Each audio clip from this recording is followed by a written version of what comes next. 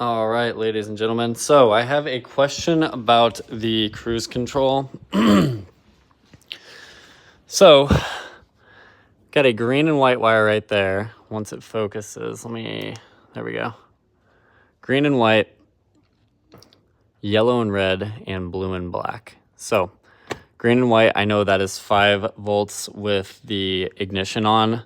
The black and red is the horn switch. Then we're left with the tan and red and the blue and black wire. This is on a 96 Jeep Cherokee.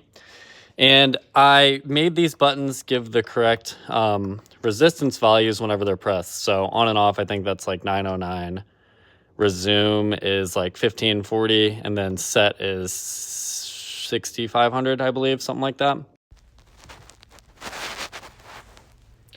Okay, and you can see when I press the on button on my steering wheel, that's 909 resistance. This is the 1540. There's a tolerance, so it's 1535, but it's close enough. That's the resume button, and the set button right here is 65 or 6650.